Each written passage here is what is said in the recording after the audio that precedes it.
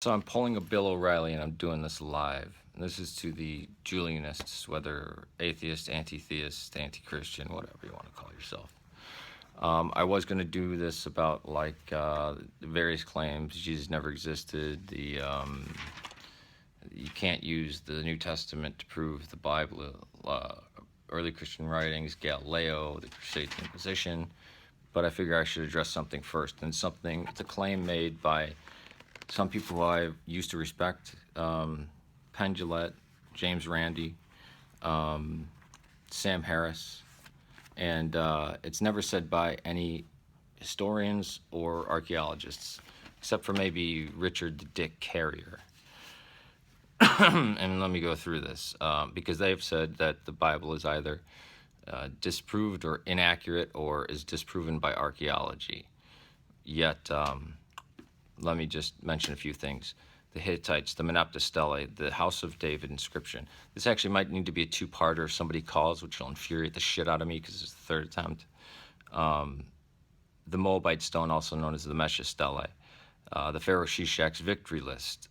The Tel Dan inscription, the seal of Baruch, the Samaritan ostrich, the Pontius Pilate inscription, the Elba tablets, the Silmon Tunnel, the Nuzi tablets, the Amarna letters, and all archaeology. Unlike the Book of Mormon, written by a scam artist, Joseph Smith, which was written by one man, that supposedly takes place in pre-Columbian America and mentions things like wheat, barley, horses, sheep, ox, cattle, which weren't there at the time. The Bible actually describes the places where it's at very accurately. The Old Testament and what I'm saying, history in the Bible, what's called the historical writings are from Judges to 2 Kings. Genesis and the first 10 chapters of Genesis, no. And I must add this.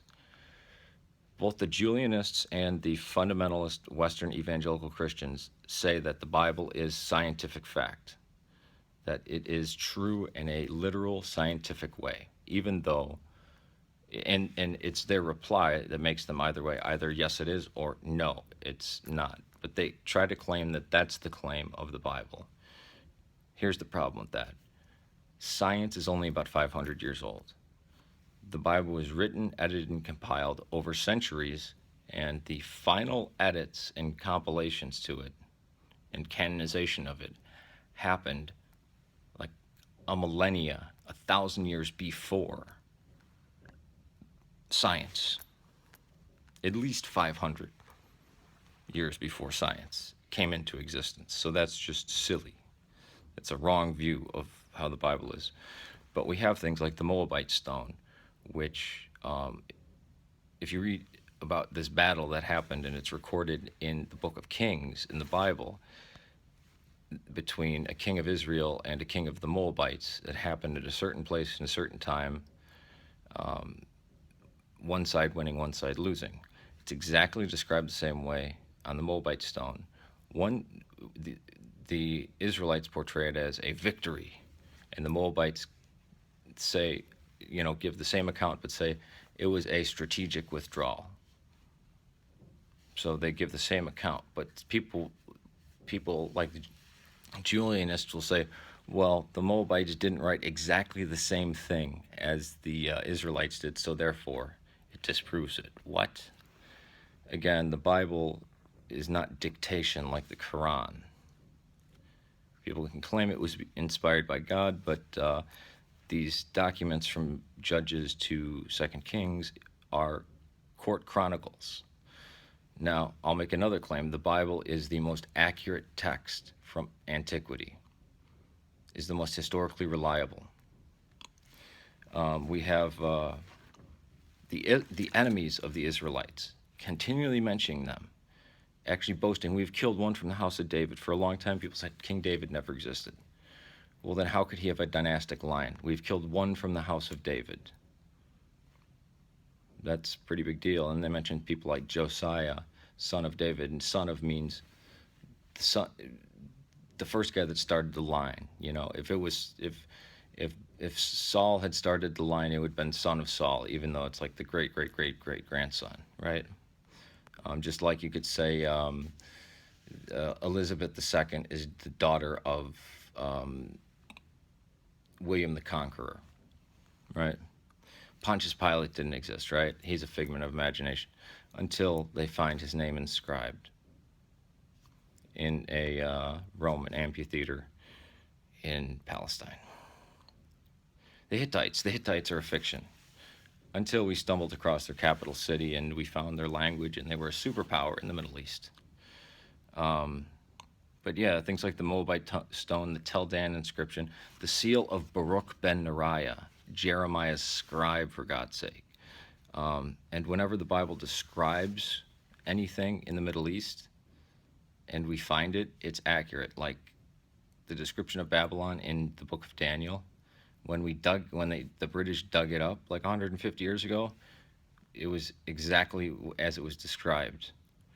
There was a part in the New Testament where, or I think it's in the book of Matthew, where Jesus is talking about, when a man plants a vineyard, he builds a wall, he builds a watchtower, he plants the vineyard, and scholars from in the early 20th century were saying, you know what, that's probably something from the Middle Ages that got put in there. That doesn't sound right. We've never seen this.